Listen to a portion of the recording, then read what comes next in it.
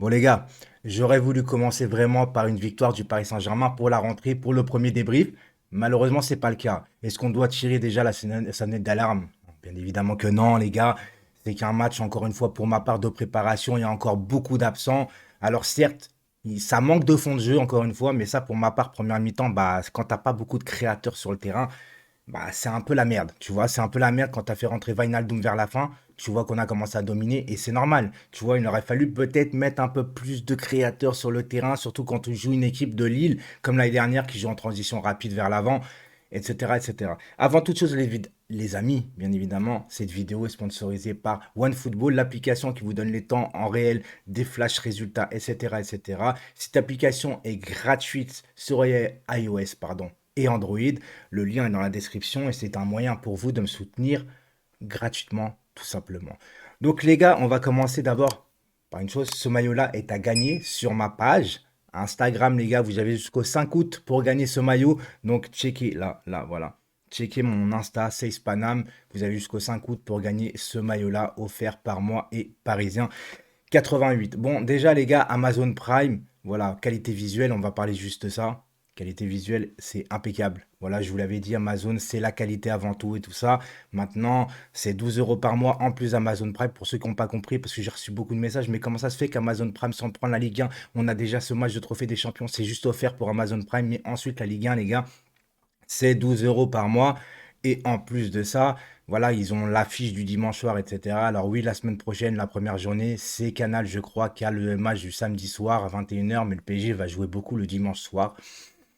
Donc ça vaut le coup, 12 euros par mois, les gars. Et puis bon, pour ceux qui n'ont pas les moyens, vous savez très bien qu'il existe des choix et des systèmes pour voir tous les matchs. Je ne vais pas trop en parler là-dessus. Hakimi sifflé. J'en ai beaucoup qui m'ont posé la question. Les gars, Hakimi sifflé, vous connaissez la tension, la Palestine, Israël, etc. Il avait mis Free Palestine. C'est politique, malheureusement. Il a été sifflé pour une fois qu'on joue là-bas. Bah, je trouve qu'on ne devrait plus jouer là-bas dans des conditions pareilles, en vérité. Pour une fois que vous voyez des grands joueurs sur un terrain de football. Voilà, faut pas trop mélanger, les gars, le football, etc. En plus, il a juste prononcé qu'il soutenait un peuple, mais il n'a pas insulté le peuple. Enfin bref, j'ai pas envie de faire politique là-dessus, de toute façon. Voilà. La composition d'équipe, les gars, j'ai pas regardé les matchs de prépa. J'ai pas regardé les matchs de prépa parce que pour moi, on peut en tirer aucune conclusion. Et même sur ce trophée des champions-là, les gars, pour moi, on peut tirer encore une fois aucune conclusion. Voilà. Juste que j'ai pas vu Simons et Garbi sur le terrain et je me suis dit, beaucoup m'ont dit, ouais, Simons, il a fait une bonne préparation, il a fait des bons matchs, Garbi aussi et tout ça. Et là, je les vois pas sur le terrain, alors que je sais que c'est quand même deux créateurs. Bon, Simons joue un peu plus en dessous de Garbi, vu que Garbi, c'est plus un numéro 10, profil numéro 10.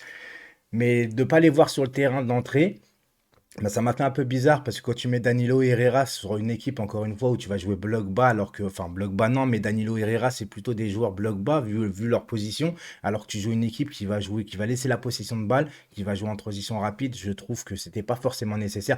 On va pas tacler Pochettino, je dis juste mon ressenti par rapport à ça. Maintenant, on va attendre, on a une saison complète avec Pochettino, on va avoir des joueurs qui vont revenir, par rapport à la compo Kipembe qui est déjà là. Lui, c'est un guerrier, tu vois ce que je veux dire? Il revient de vacances, il est déjà titulaire, le type. Voilà. C'est tout ce que j'avais à dire là-dessus. Qu'est-ce que je voulais dire? Le but, les gars, imparable en vérité. Je pense que si Navas la touche, il perd son bras. Voilà. Une fusée. Il a mis une praline, le type. Imparable. Sinon, dans l'ensemble du match, les gars, bah, c'était un peu ennuyant, mais vous avez vu l'équipe qu'on a. Il y en a certains, j'ai vu déjà là sur Twitter, maintenant, juste avant de faire le débrief. Oh, c'est abusé, on perd déjà, nanana. Les gars, oui, c'est un trophée qu'on n'a pas gagné, mais c'est le trophée des champions. Ça veut rien dire du tout, les gars. Vraiment, ça veut rien dire du tout. Le trophée des champions, bah voilà, t'as perdu contre le tenant du titre de Ligue 1, tout simplement. Voilà, qu'est-ce que vous voulez que je vous dise d'autre? Bah, ça va être un peu rapide ce débrief, les gars, mais qu'est-ce que vous voulez que je vous dise d'autre, en fait?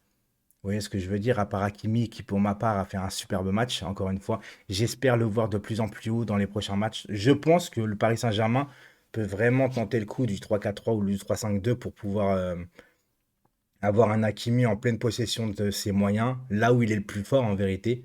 Alors Hakimi, c'est défendre, bien évidemment, mais je trouve que si tu vois un Hakimi plus haut, et d'ailleurs Kurzawa, dans ce positionnement-là à gauche, sera aussi meilleur pour pallier Bernat, parce que pour l'instant Kurzawa n'est pas parti. Et Bernat, pour le moment, bah, ça fait un an qu'il n'a pas joué, on ne sait pas sur quel pied il va danser, sans jeu de mots.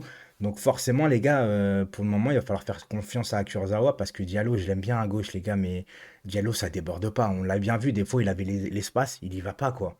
Il y va pas. Et puis à un moment donné, Diallo, il a deux occasions quand même, hein.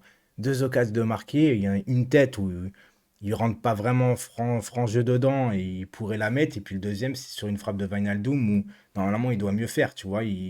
Après, c'est pas un attaquant, mais on voit qu'il est limité. Diallo devant et sur un piston gauche ou latéral gauche, Diallo c'est trop limité. Il défend bien, mais c'est pas ce que tu demandes à un vrai latéral finalement. Finalement, c'est plus épaulé.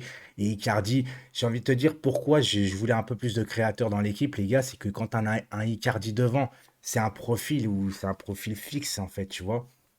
C'est même pas limite un profil de pivot. Donc Draxler, bah, il a fait ce qu'il a pu, pour ma part. Kalimundo, ben, j'ai l'impression que son avenir est lié par rapport à sa venue ou non de Moïse Kean. Parce que Moïse Kean, ce qu'on en dit, apparemment, le Paris Saint-Germain force pour avoir un prêt, parce que un achat sec, comme demande Everton, c'est 45 millions, je crois. C'est un peu beaucoup pour un mec que tu vas mettre sur le banc. Donc, mais en tout cas, Moïse Kean veut venir au Paris Saint-Germain. Quand tu vas sur son Instagram, là, encore aujourd'hui, tu vas sur le profil Instagram de Moïse Kean, alors que là, en ce moment, il joue avec Everton en préparation. Il a toujours le maillot du PSG sur lui, en photo de profil. Donc, il veut venir. Donc, on verra par rapport à Kalimundo. Kalimundo qui a créé du mouvement, etc. Mais je ne sais pas quoi penser. Moi, je ne l'ai pas vu jouer avec Lens. On verra bien. Je sais que tout le monde est attaché au Titi, etc. Mais il ne faut pas non plus en faire des caisses parce que c'est un Titi. D'accord?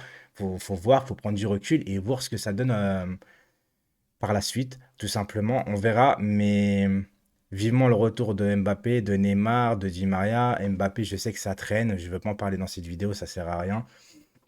Et au milieu de terrain, les gars, bah, Wijnaldum, tout simplement, bah, quand il est rentré, on a vu ce que ça donnait tout de suite, en fait. De la percussion, un peu plus de possession devant, avec un peu plus de pression sur les défenseurs. Et on voit tout de suite, tu vois, l'altruisme de Wijnaldum. Il est là dans les derniers mètres, c'est lui qui reprend de voler et tout ça.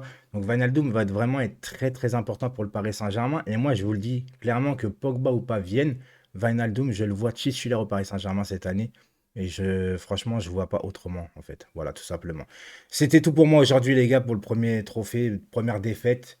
Mais honnêtement, faut pas en tirer conclusion encore une fois. Calmez-vous, les gars. C'est juste un premier match.